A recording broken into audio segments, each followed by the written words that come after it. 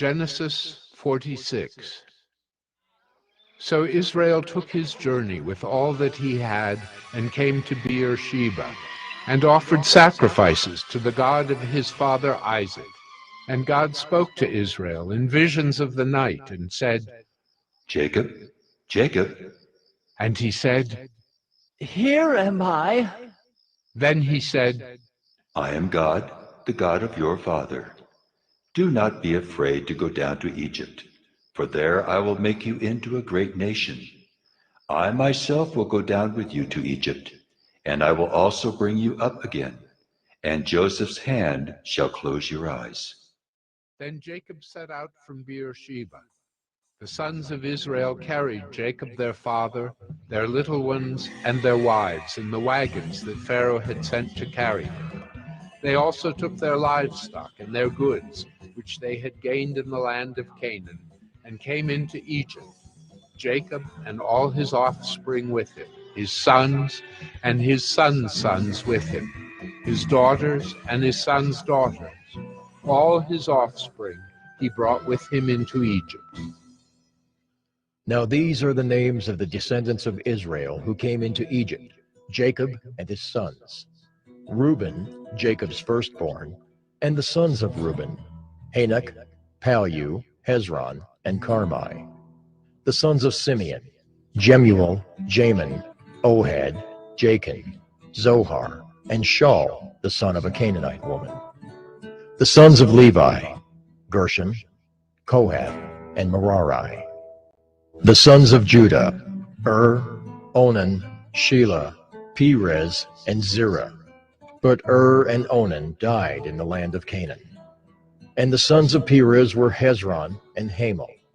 The sons of Issachar, Tola, Puvah, Yob, and Shimron. The sons of Zebulun, Sered, Elon, and Jaleel. These are the sons of Leah, whom she bore to Jacob in Paddan Aram, together with his daughter Dinah. Altogether his sons and his daughters numbered 33. The sons of Gad, Ziphion, Hagi, Shunai, Esbon, Eri, Eridai, and Areli. The sons of Asher, Imnah, Ishva, Ishvi, Beriah, with Sirah their sister. And the sons of Beriah, Heber, and Malchiel. These are the sons of Zilpah, whom Laban gave to Leah his daughter, and these she bore to Jacob, 16 persons. The sons of Rachel, Jacob's wife, Joseph and Benjamin. And to Joseph in the land of Egypt were born Manasseh and Ephraim, whom Asenath, the daughter of Potipherah, the priest of On, bore to him. And the sons of Benjamin, Bela, Becher, Ashbel, Gera, Naaman, Ehi, Rosh, Muppim, Huppim, and Ard. These are the sons of Rachel who were born to Jacob, 14 persons in all. The sons of Dan, Hushim. The sons of Naphtali, Jaziel, Gunai, Jezer, and Shillem. These are the sons of Bilhah, whom Laban gave to Rachel his daughter, and these she bore to Jacob, 7 persons in all. All the persons belonging to Jacob who came into Egypt, who were his own descendants, not including Jacob's sons' wives, were 66 persons in all. And the sons of Joseph, who were born to him in Egypt, were 2. All the persons of the house of Jacob who came into Egypt were 70.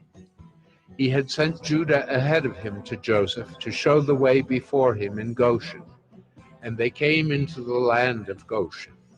Then Joseph prepared his chariot and went up to meet Israel his father in Goshen. He presented himself to him and fell on his neck and wept on his neck a good while. Israel said to Joseph, Now let me die, since I have seen your face and know that you are still alive. Joseph said to his brothers and to his father's household, I will go up and tell Pharaoh and will say to him, My brothers and my father's household who were in the land of Canaan have come to me, and the men are shepherds, for they have been keepers of livestock. and they have brought their flocks and their herds and all that they have. When Pharaoh calls you and says, 'What is your occupation?' you shall say, 'Your servants have been keepers of livestock from our youth, even until now, both we and our fathers, in order that you may dwell in the land of Goshen. For every shepherd is an abomination to the Egyptians.'"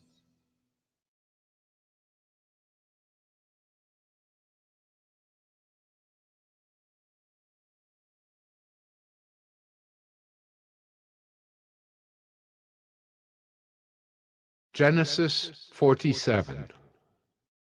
So Joseph went in and told Pharaoh, "My father and my brothers, with their flocks and herds, and all that they possess, have come from the land of Canaan.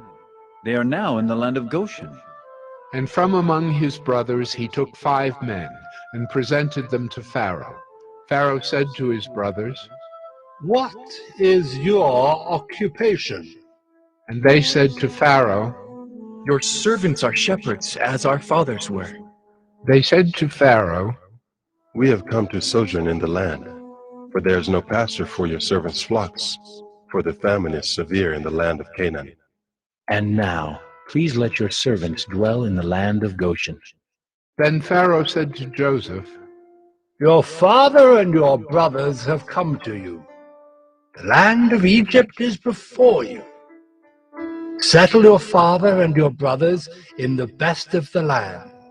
Let them settle in the land of Goshen, and if you know any able men among them, put them in charge of my livestock."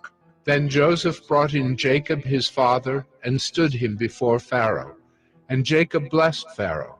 And Pharaoh said to Jacob, "How many are the days of the years of your life?" And Jacob said to Pharaoh, The days of the years of my sojourning are 130 years. Few and evil have been the days of the years of my life, and they have not attained to the days of the years of the life of my fathers, in the days of their sojourning. And Jacob blessed Pharaoh and went out from the presence of Pharaoh. Then Joseph settled his father and his brothers and gave them a possession in the land of Egypt, in the best of the land, in the land of Ramesses, as Pharaoh had commanded. And Joseph provided his father, his brothers, and all his father's household with food according to the number of their dependents. Now there was no food in all the land, for the famine was very severe, so that the land of Egypt and the land of Canaan languished by reason of the famine. And Joseph gathered up all the money that was found in the land of Egypt and in the land of Canaan in exchange for the grain that they bought. And Joseph brought the money into Pharaoh's house. And when the money was all spent in the land of Egypt and in the land of Canaan, all the Egyptians came to Joseph and said, "Give us food. Why should we die before your eyes? For our money is gone."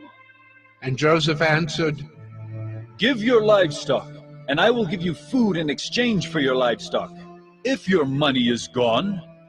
So they brought their livestock to Joseph, and Joseph gave them food in exchange for the horses, the flocks, the herds, and the donkeys. He supplied them with food in exchange for all their livestock that year. And when that year was ended, they came to him the following year and said to him, We will not hide from my lord that our money is all spent. The herds of livestock are my lord's. There is nothing left in the sight of my lord but our bodies and our land. Why should we die before your eyes, both we and our land? Buy us and our land for food, and we with our land will be servants to Pharaoh, and give us seed that we may live and not die, and that the land may not be desolate. So Joseph bought all the land of Egypt for Pharaoh, for all the Egyptians sold their fields because the famine was severe on them. The land became Pharaoh's.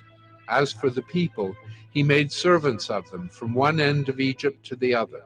Only the land of the priests he did not buy, for the priests had a fixed allowance from Pharaoh, and lived on the allowance that Pharaoh gave them. Therefore they did not sell their land. Then Joseph said to the people, Behold, I have this day bought you and your land for Pharaoh. Now here is seed for you, and you shall sow the land.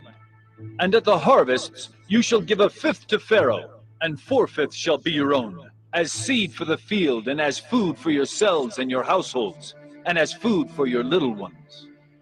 And they said, You have saved our lives. May it please my lord, we will be servants to Pharaoh. So Joseph made it a statute concerning the land of Egypt, and it stands to this day, that Pharaoh should have the fifth. The land of the priests alone did not become Pharaoh's. Thus Israel settled in the land of Egypt, in the land of Goshen, and they gained possessions in it, and were fruitful and multiplied greatly. And Jacob lived in the land of Egypt 17 years. So the days of Jacob, the years of his life, were 147 years.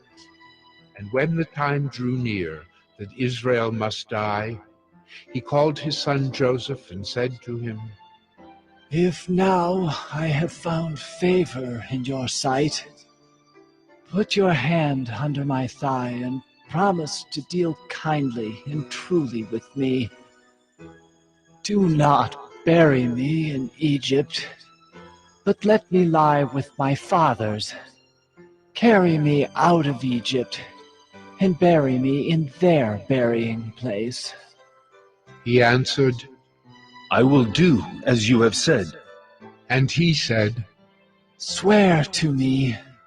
And he swore to him. Then Israel bowed himself upon the head of his bed.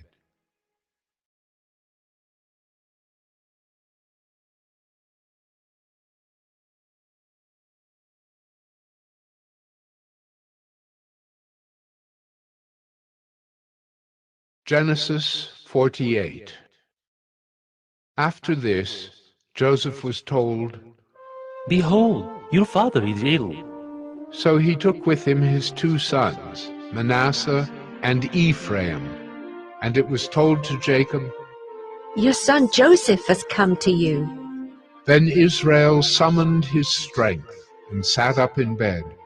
And Jacob said to Joseph, God Almighty appeared to me at Luz in the land of Canaan, and blessed me, and said to me, Behold, I will make you fruitful and multiply you, and I will make of you a company of peoples, and will give this land to your offspring after you, for an everlasting possession. And now your 2 sons, who were born to you in the land of Egypt before I came to you in Egypt, are mine. Ephraim and Manasseh shall be mine, as Reuben and Simeon are. And the children that you fathered after them shall be yours. They shall be called by the name of their brothers in their inheritance. As for me, when I came from Paddan, to my sorrow, Rachel died in the land of Canaan on the way, when there was still some distance to go to Ephrath, and I buried her there on the way to Ephrath. that is Bethlehem. When Israel saw Joseph's sons, he said, Who are these? Joseph said to his father, They are my sons, whom God has given me here.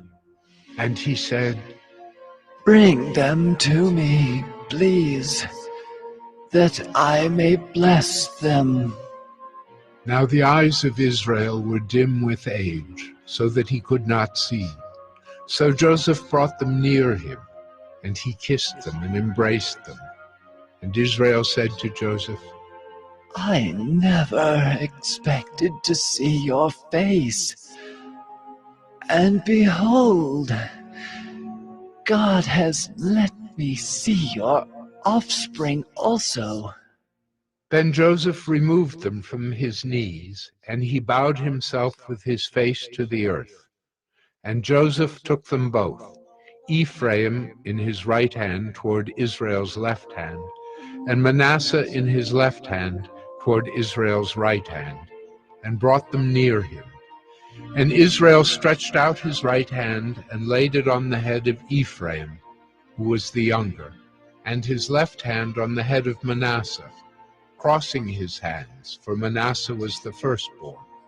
And he blessed Joseph and said, The God before whom my fathers Abraham and Isaac walked, the God who has been my shepherd all my life long to this day, the angel who has redeemed me from all evil, bless the boys, and in them let my name be carried on, and the name of my fathers Abraham and Isaac, and let them grow into a multitude in the midst of the earth.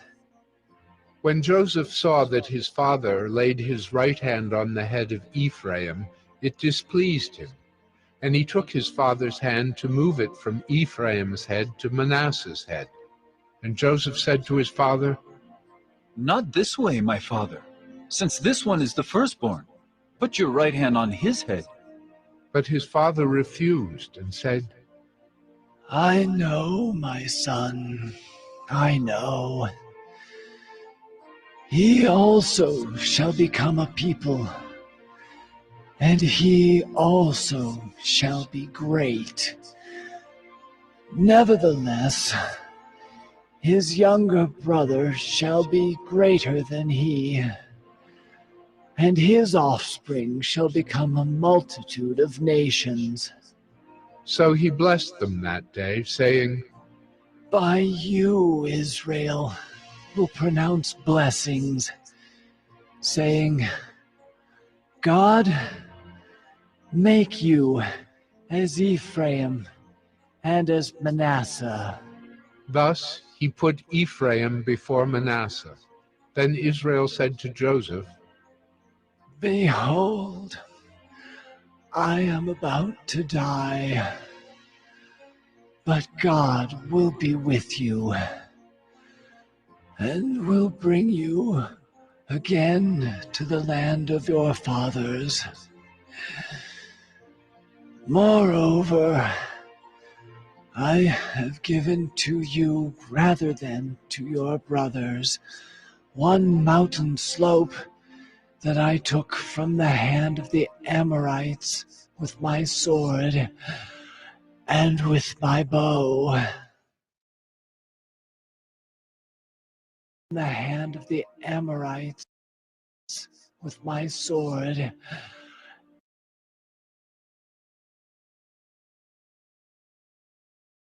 Genesis 49.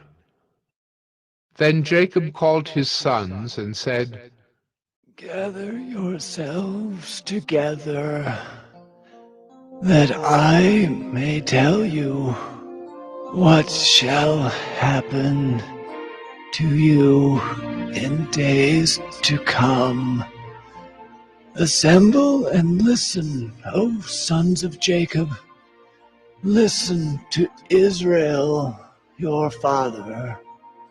Reuben, you are my firstborn, my might, and the firstfruits of my strength, preeminent in dignity and preeminent in power,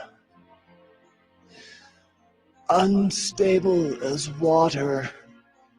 You shall not have preeminence, because you went up to your father's bed. Then you defiled it. He went up to my couch, Simeon and Levi are brothers.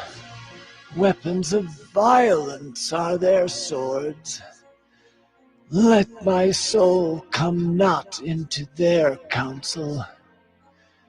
O my glory, be not joined to their company. For in their anger they killed men, and in their willfulness they hamstrung oxen. Cursed be their anger, for it is fierce, and their wrath, for it is cruel.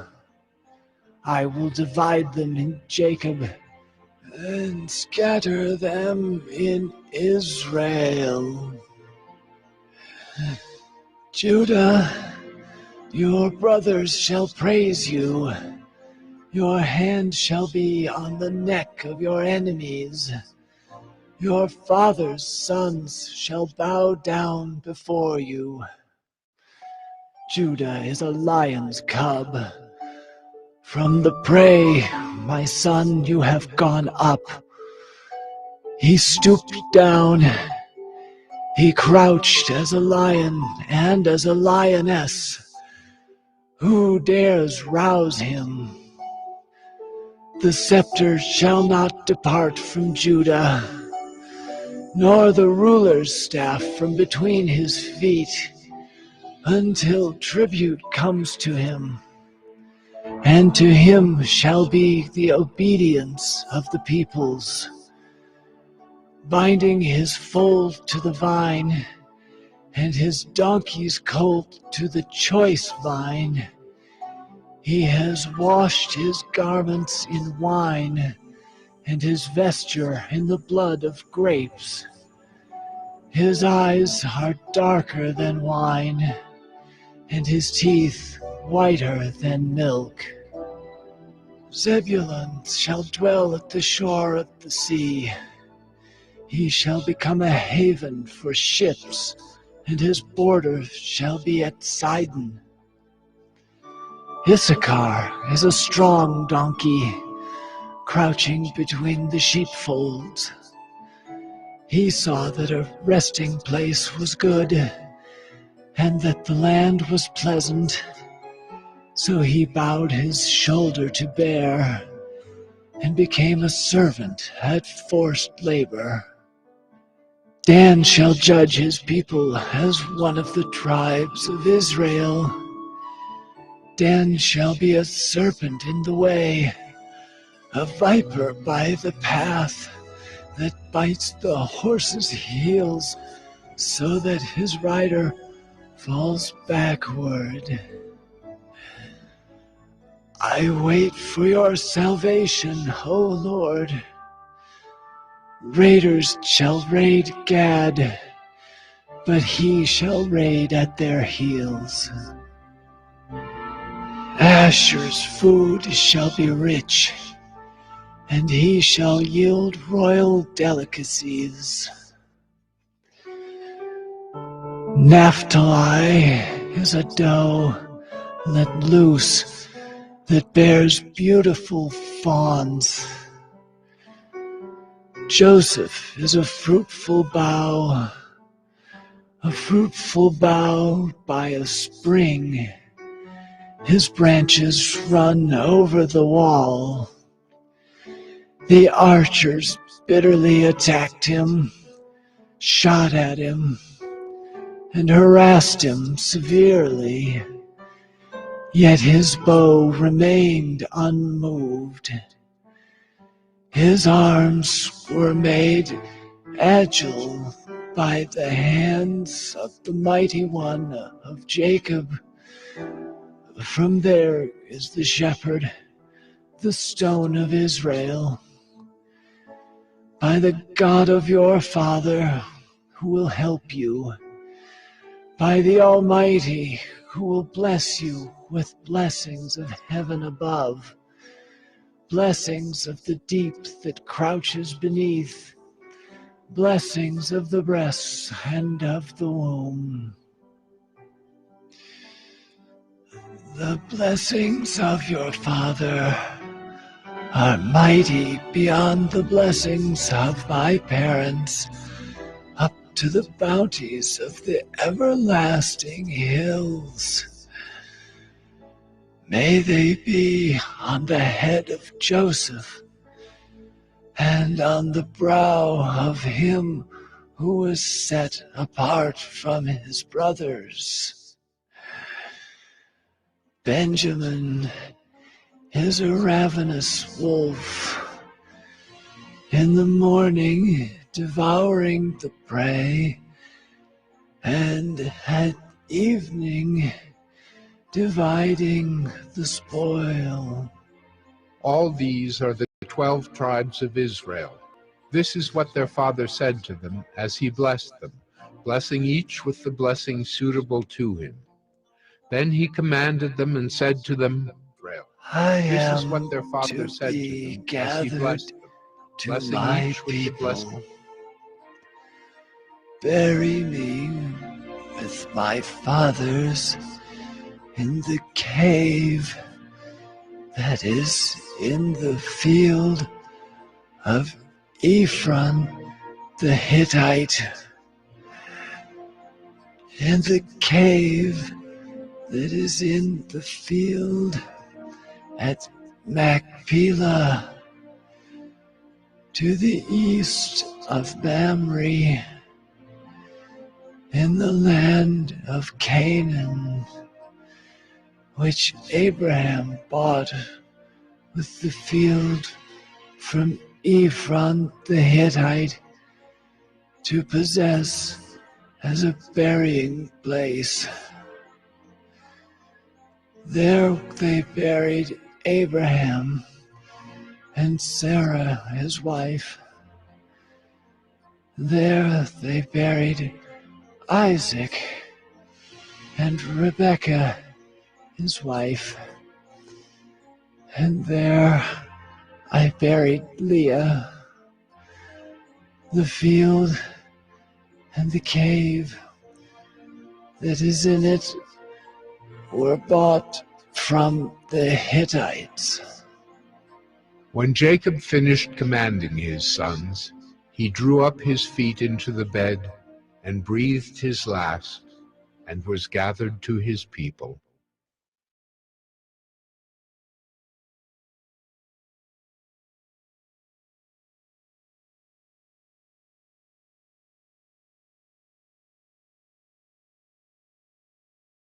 Genesis 50.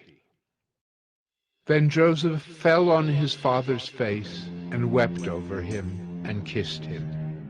And Joseph commanded his servants the physicians to embalm his father. So the physicians embalmed Israel. 40 days were required for it, for that is how many are required for embalming. And the Egyptians wept for him 70 days. And when the days of weeping for him were past, Joseph spoke to the household of Pharaoh, saying, If now I have found favor in your eyes, please speak in the ears of Pharaoh, saying, My father made me swear, saying, I am about to die.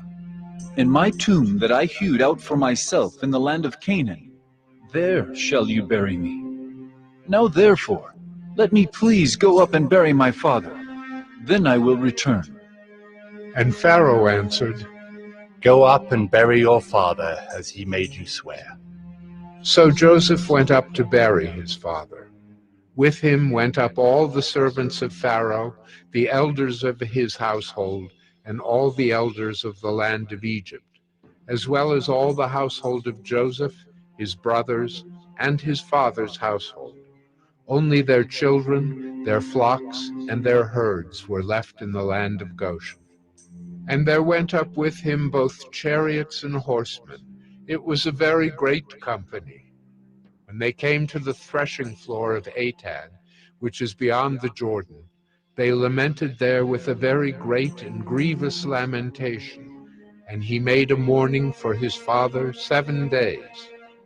When the inhabitants of the land, the Canaanites, saw the mourning on the threshing floor of Atad, they said, This is a grievous mourning by the Egyptians.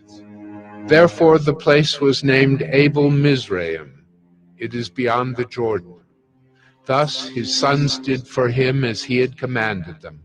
For his sons carried him to the land of Canaan and buried him in the cave of the field at Machpelah, to the east of Mamre, which Abraham bought with the field from Ephron the Hittite to possess as a burying place. After he had buried his father, Joseph returned to Egypt with his brothers and all who had gone up with him to bury his father. When Joseph's brothers saw that their father was dead, they said, "It may be that Joseph will hate us and pay us back for all the evil that we did to him." So they sent a message to Joseph, saying, "Your father gave this command before he died. Say to Joseph, please forgive the transgression of your brothers and their sin because they did evil to you. And now, please forgive the transgression of the servants of the God of your father." Joseph wept when they spoke to him. His brothers also came and fell down before him and said, "Behold, we are your servants." But Joseph said to them, "Do not fear, for am I in the place of God? As for you, you meant evil against me, but God meant it for good, to bring it about that many people should be kept alive, as they are today. So do not fear. I will provide for you and your little ones." Thus he comforted them and spoke kindly to them. So Joseph remained in Egypt, he and his father's house. Joseph lived 110 years, and Joseph saw Ephraim's children of the third generation. The children also of Machir, the son of Manasseh, were counted as Joseph's own. And Joseph said to his brothers, "I am about to die, but God will visit you and bring you up out of this land, to the land that he swore to Abraham, to Isaac, and to Jacob."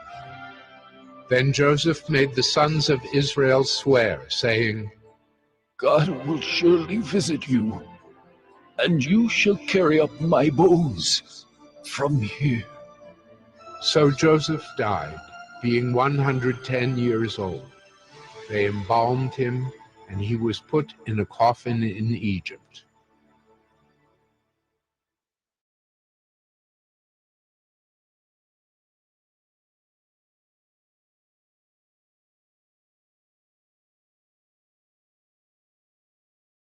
The book of Exodus. It's the second book of the Bible, and it picks up the storyline from the previous book, Genesis, which ended with Abraham's grandson, Jacob, leading his large family of 70 people down to Egypt. Now, Jacob's 11th son, Joseph, had been elevated to second in command over Egypt, and he had saved his whole family in a famine. And so Pharaoh, the king of Egypt, offered the family to come live there as a safe haven. And so eventually Jacob dies there in Egypt, and Joseph and all his brothers do too.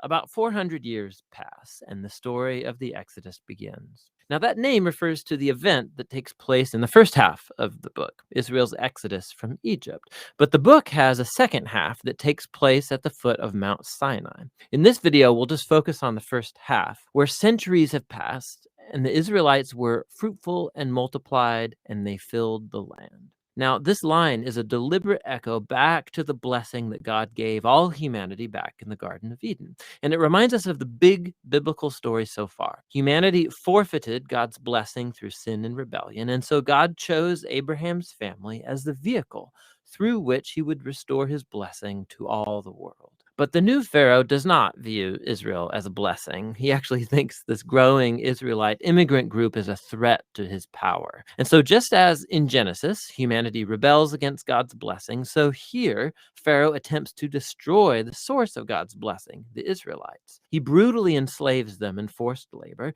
and then he orders that all the Israelite boys be drowned in the Nile River.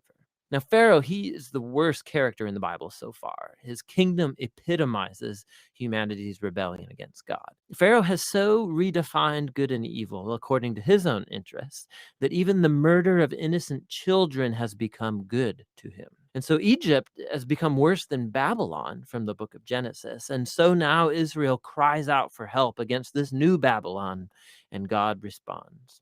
God first turns Pharaoh's evil upside down as an Israel Let's talk about the book of Exodus. Now, you're probably familiar with this book because of the epic story of Moses leading Israel out of slavery from Egypt. Yeah, but that's just the first half of the book. The second half has Moses giving the 10 Commandments to Israel, along with these blueprints for making a sacred tent. Now, right here in the middle is this story that connects these two halves together, and it all takes place at the foot of a famous mountain. Okay, so let's start back at the beginning. So the first thing we have to remember is we're continuing the story from Genesis. Yeah, in Genesis, God promised Abraham that through his family, all the nations of the earth will be blessed. And Genesis ends with Abraham's family down in Egypt. When Exodus begins, 400 years have passed, the family grows and becomes the people group now called Israel. But there's this huge problem because the Israelites are enslaved to this king of the Egyptians, a guy called Pharaoh. This guy is really bad news. Yeah, he's horrible. He disregards their humanity. He brutally enslaves them. And he even orders that all of the Israelites' sons should be killed by throwing them into the Nile River. He wants to wipe these people out. He's the worst character in the Bible so far. Here's where we meet an Israelite woman who wants to save her son. And so she does throw him in the river, but safely in this little reed basket. And Pharaoh's daughter finds this baby and takes him as her own. And this is the boy who grows up to become Moses, the man who will rescue Israel from slavery. So Moses grows up, and one day, much later in his life, he has this crazy encounter with God where he comes across a bush that's on fire, but it isn't actually burning up. And God speaks from the bush, and he appoints Moses as the man he will use to deliver Israel. So Moses goes to Pharaoh to tell him this news that God wants his people free. And Pharaoh, he just pretty much laughs at him. He's like, who's this God Yahweh? And in fact, he's so offended by this request, he decides to make the Israelites work even harder. So discouraged, Moses goes back to God and says, listen, this plan's not going to work. But God repeats his promise that he's going to rescue them. And in fact, it's right here, for the first time in the Bible, that we hear the word redemption. It literally just means to purchase a slave's freedom. But God here uses this word to describe what he's going to do for enslaved Israel. And God knows Pharaoh is going to resist, so he sends 10 different plagues, one after another, like turning water into blood, sending all sorts of pests and disease. These plagues are really severe. They are severe, but we need to understand that the story is presenting these as acts of divine justice against one of the worst oppressors in the story of the Bible. And they're all aimed at the purpose of rescuing these enslaved people and defeating the gods of Egypt. This all comes to a climax at the 10th plague, where God's going to kill the firstborn sons across all Egypt, every house. It's pretty rough. It is, but it's also God's response for how Pharaoh killed the Israelite sons. Now, as you turn the page, you suddenly get 2 long chapters of detailed instructions for what's essentially throwing a dinner party with a recipe for a lamb. Yeah, but this lamb is super important. God tells the Israelites to pick it out and to prepare it to be eaten. And they're supposed to take its blood and then paint it all over the doorframe of their house. And anyone who is in that house will be spared from this final plague. And so this meal, which is called Passover, it commemorates this key moment in the story where God brings his justice on human evil, but also shows mercy by providing this substitute. This final plague makes Pharaoh angry, and he demands that Israel gets out of Egypt, which is great. But suddenly, as they leave, Pharaoh changes his mind. He has a change of heart. But on top of that, we're also told that God hardens Pharaoh's heart. Why would God do that? Well, what we need to remember is that over and over in this story, Pharaoh has already chosen to harden his own heart. And so at this point, Pharaoh, he's not just evil, he's become monstrously evil. Even his own advisors think that he has gone way too far. And so how is God supposed to deal with such an extreme form of evil? And what we see in this story is that God uses his power to lure evil into its own destruction. Pharaoh and his army are destroyed in the Red Sea as Israel passes into freedom. And after this, we find the very first song of worship in the Bible, as the people praise God for redeeming them. It's in this story that the word salvation is also used for the first time, which means simply to be rescued from danger. Now that they're saved, you would think that everything should be great, but the story quickly turns. The Israelites start wandering in the desert. They're tired, hungry, lost. And you start to wonder, what's God doing? What were they saved for? And we learn the answer to that question in the very next story, which ties the two parts of this whole book together. Hi, this is Tim. And this is John. We think one of the best ways to understand the Bible is to look at the design and message of each individual book and how it fits into the overall storyline of the whole Bible. We also make videos that take one theme and trace it through the entire storyline of the Bible from beginning to end. Hey, we want you to meet some of the artists who are working on these videos. We're a nonprofit and we'd love your help. We're always making a new video. You could go to jointhebibleproject.com and give a few bucks, or become a monthly member and help us finish the entire project. You can download high-resolution versions of these videos or other study guides that go with them, all for free at jointhebibleproject.com.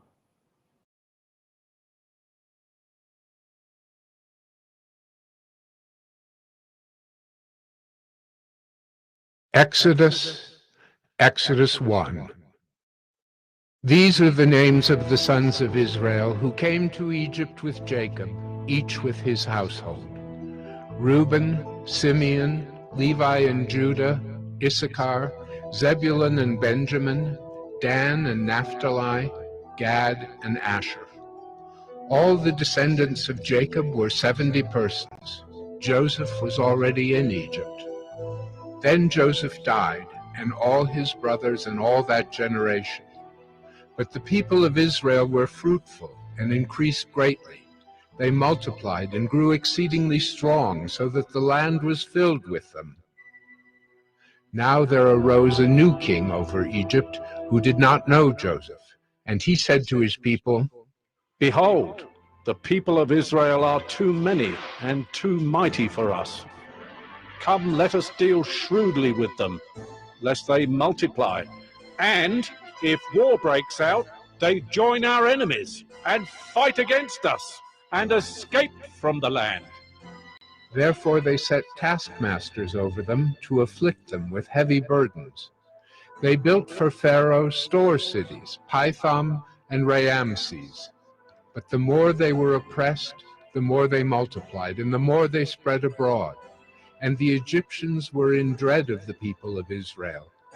So they ruthlessly made the people of Israel work as slaves, and made their lives bitter with hard service, in mortar and brick, and in all kinds of work in the field. In all their work they ruthlessly made them work as slaves. Then the king of Egypt said to the Hebrew midwives, one of whom was named Shiphrah and the other Puah, "When you serve as midwife to the Hebrew women and see them on the birth stool, if it is a son, you shall kill him. But if it is a daughter, she shall live." But the midwives feared God, and did not do as the king of Egypt commanded them, but let the male children live. So the king of Egypt called the midwives and said to them, "Why have you done this, and let the male children live?" The midwives said to Pharaoh, "Because the Hebrew women are not like the Egyptian women, for they are vigorous and give birth before the midwife comes to them." So God dealt well with the midwives, and the people multiplied and grew very strong. And because the midwives feared God, he gave them families. Then Pharaoh commanded all his people, "Every son that is born to the Hebrews you shall cast into the Nile, but you shall let every daughter live."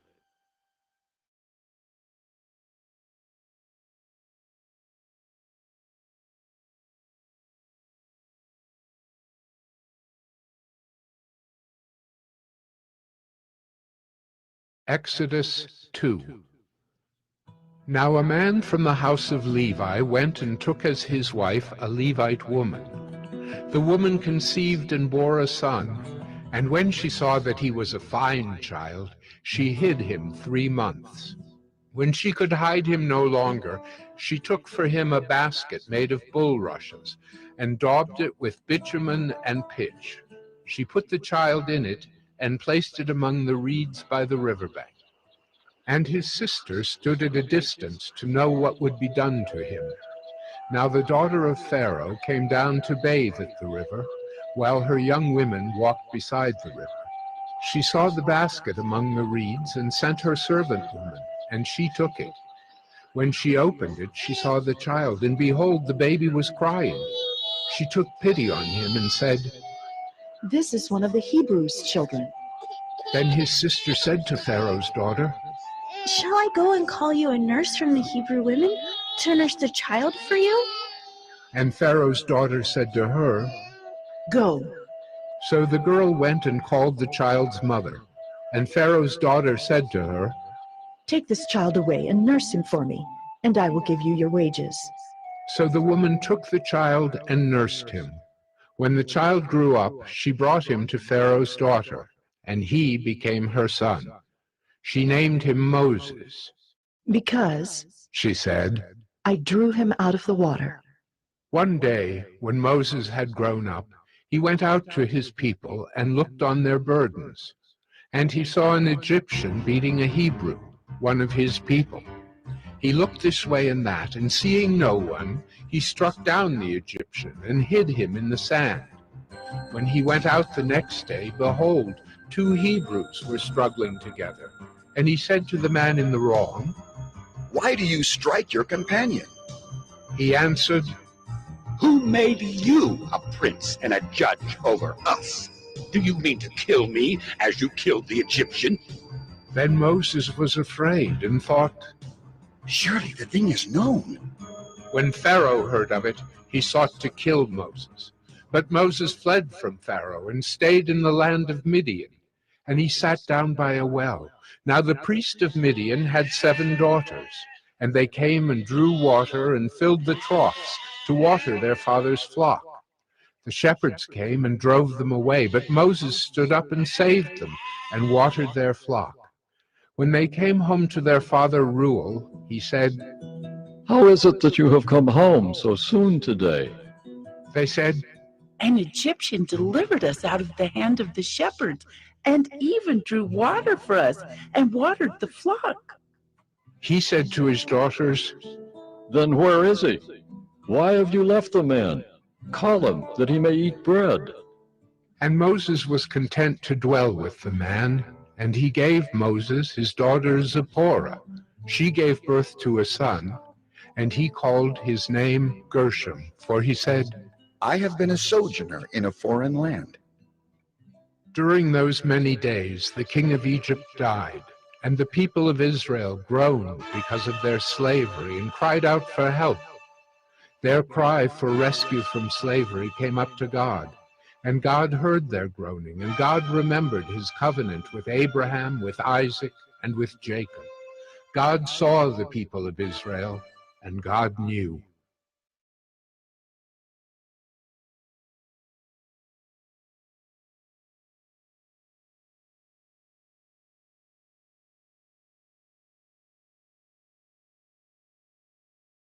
Exodus 3. Now Moses was keeping the flock of his father-in-law Jethro, the priest of Midian, and he led his flock to the west side of the wilderness and came to Horeb, the mountain of God. And the angel of the Lord appeared to him in a flame of fire out of the midst of a bush. He looked, and behold, the bush was burning, yet it was not consumed. And Moses said, I will turn aside to see this great sight, why the bush is not burned. When the Lord saw that he turned aside to see, God called to him out of the bush, Moses, Moses. And he said, Here I am. Then he said, Do not come near. Take your sandals off your feet, for the place on which you are standing is holy ground. And he said, I am the God of your father, the God of Abraham, the God of Isaac, and the God of Jacob. And Moses hid his face, for he was afraid to look at God. Then the Lord said, I have surely seen the affliction of my people who are in Egypt, and have heard their cry because of their taskmasters. I know their sufferings, and I have come down to deliver them out of the hand of the Egyptians, and to bring them up out of that land to a good and broad land, a land flowing with milk and honey, to the place of the Canaanites, the Hittites, the Amorites, the Perizzites, the Hivites, and the Jebusites. And now, behold, the cry of the people of Israel has come to me, and I have also seen the oppression with which the Egyptians oppress them. Come, I will send you to Pharaoh, that you may bring my people, the children of Israel, out of Egypt. But Moses said to God, Who am I that I should go to Pharaoh and bring the children of Israel out of Egypt? He said, But I will be with you, and this shall be the sign for you that I have sent you. When you have brought the people out of Egypt, you shall serve God on this mountain.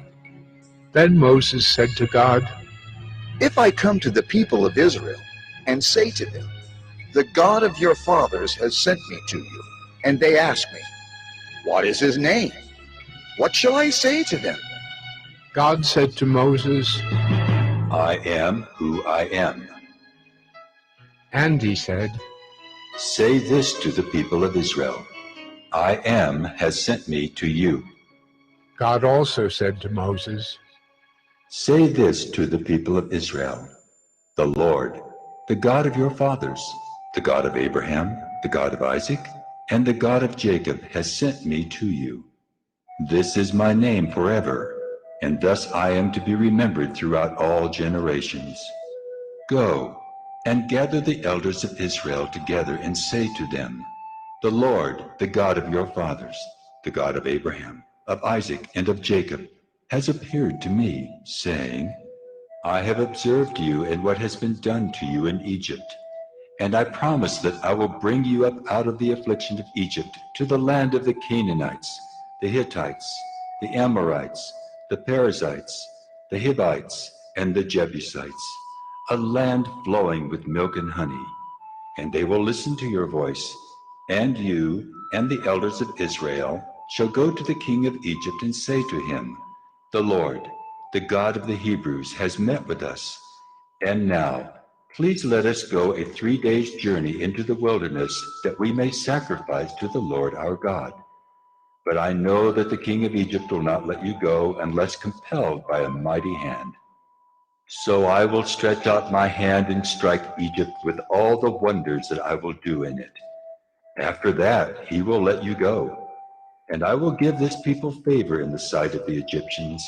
And when you go, you shall not go empty.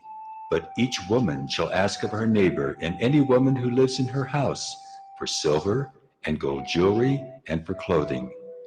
You shall put them on your sons and on your daughters. So you shall plunder the Egyptians.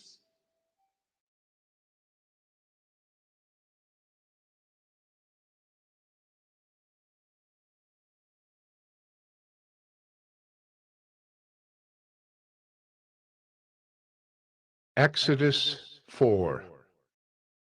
Then Moses answered, But behold, they will not believe me or listen to my voice, for they will say, The Lord did not appear to you. The Lord said to him, What is that in your hand? He said, A staff? And he said, Throw it on the ground. So he threw it on the ground, and it became a serpent, and Moses ran from it. But the Lord said to Moses, Put out your hand and catch it by the tail. So he put out his hand and caught it, and it became a staff in his hand. That they may believe that the Lord, the God of their fathers, the God of Abraham, the God of Isaac, and the God of Jacob has appeared to you. Again the Lord said to him, Put your hand inside your cloak. And he put his hand inside his cloak, and when he took it out, behold, his hand was leprous like snow. Then God said, Put your hand back inside your cloak. So he put his hand back inside his cloak, and when he took it out, behold, it was restored like the rest of his flesh. If they will not believe you, God said, or listen to the first sign, they may believe the latter sign. If they will not believe even these 2 signs or listen to your voice, you shall take some water from the Nile and pour it on the dry ground. And the water that you shall take from the Nile will become blood on the dry ground. But Moses said to the Lord, Oh, my Lord, I am not eloquent, either in the past or since you have spoken to your servant. but I am slow of speech and of tongue. Then the Lord said to him, Who has made man's mouth? Who makes him mute or deaf, or seeing or blind? Is it not I? Now therefore go, and I will be with your mouth and teach you what you shall speak. But he said, Oh, my Lord, please, send someone else. Then the anger of the Lord was kindled against Moses, and he said, Is there not Aaron your brother the Levite? I know that he can speak well. Behold, he is coming out to meet you, and when he sees you, he will be glad in his heart. You shall speak to him and put the words in his mouth, and I will be with your mouth and with his mouth, and will teach you both what to do. He shall speak for you to the people, and he shall be your mouth, and you shall be as God to him. And take in your hand the staff with which you shall do the signs. Moses went back to Jethro, his father-in-law, and said to him, Please, let me go back to my brothers in Egypt to see whether they are still alive. And Jethro said to Moses, Go in peace. And the Lord said to Moses in Midian, Go back to Egypt, for all the men who were seeking your life are dead. So Moses took his wife and his sons, and had them ride on a donkey, and went back to the land of Egypt. And Moses took the staff of God in his hand, and the Lord said to Moses, When you go back to Egypt, see that you do before Pharaoh all the miracles that I have put in your power. But I will harden his heart, so that he will not let the people go. Then you shall say to Pharaoh, Thus says the Lord, Israel is my firstborn son, and I say to you, Let my son go that he may serve me. If you refuse to let him go, behold, I will kill your firstborn son. At a lodging place on the way, the Lord met him, and sought to put him to death. Then Zipporah took a flint and cut off her son's foreskin, and touched Moses' feet with it, and said, Surely you are a bridegroom of blood to me. So he let him alone. It was then that she said, a bridegroom of blood, because of the circumcision. The Lord said to Aaron, Go into the wilderness to meet Moses. So he went and met him at the mountain of God and kissed him. And Moses told Aaron all the words of the Lord with which he had sent him to speak, and all the signs that he had commanded him to do. Then Moses and Aaron went and gathered together all the elders of the people of Israel. Aaron spoke all the words that the Lord had spoken to Moses, and did the signs in the sight of the people. And the people believed. And when they heard that the Lord had visited the people of Israel, and that he had seen their affliction, they bowed their heads and worshipped.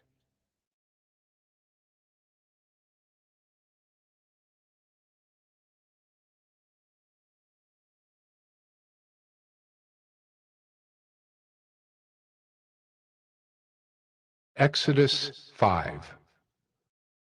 Afterward Moses and Aaron went and said to Pharaoh, Thus says the Lord, the God of Israel, let my people go, that they may hold a feast to me in the wilderness. But Pharaoh said, Who is the Lord that I should obey his voice and let Israel go? I do not know the Lord, and moreover, I will not let Israel go. Then they said, The God of the Hebrews has met with us. Please let us go a 3 days' journey into the wilderness, that we may sacrifice to the Lord our God, lest he fall upon us with pestilence or with the sword. But the king of Egypt said to them, Moses and Aaron, why do you take the people away from their work? Get back to your burdens. And Pharaoh said, Behold, the people of the land are now many, and you make them rest from their burdens? The same day Pharaoh commanded the taskmasters of the people and their foremen, You shall no longer give the people straw to make bricks, as in the past. Let them go and gather straw for themselves. But the number of bricks that they made in the past, you shall impose on them. You shall by no means reduce it, for they are idle. Therefore they cry, let us go and offer sacrifice to our God. Let heavier work be laid on the men, that they may labor at it and pay no regard to lying words. So the taskmasters and the foremen of the people went out and said to the people, Thus says Pharaoh, I will not give you straw. Go and get your straw yourselves wherever you can find it, but your work will not be reduced in the least. So the people were scattered throughout all the land of Egypt to gather stubble for straw. The taskmasters were urgent, saying, Complete your work, your daily task each day, as when there was straw. And the foremen of the people of Israel, whom Pharaoh's taskmasters had set over them, were beaten and were asked, Why have you not done all your task of making bricks today and yesterday, as in the past? Then the foreman of the people of Israel came and cried to Pharaoh, Why do you treat your servants like this? No straw is given to your servants, yet they say to us, Make bricks!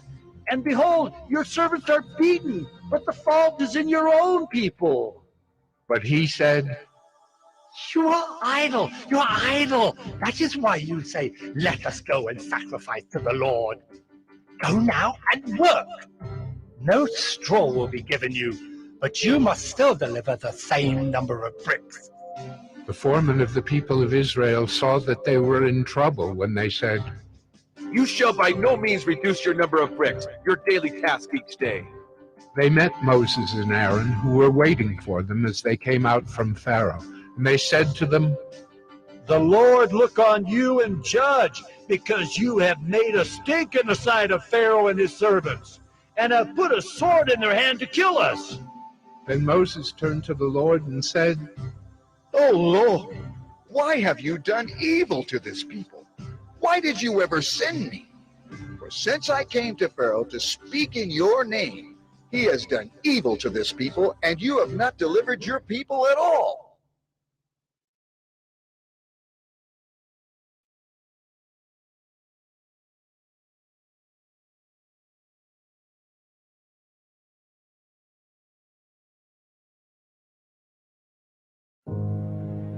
The Bible contains the mind of God, the state of man, the way of salvation, the doom of sinners, and the happiness of believers. Its doctrines are holy, its precepts are binding, its stories are true, and its decisions are immutable. Read it to be wise, believe it to be safe, and practice it to be holy. It contains light to direct you, food to support you, and comfort to cheer you.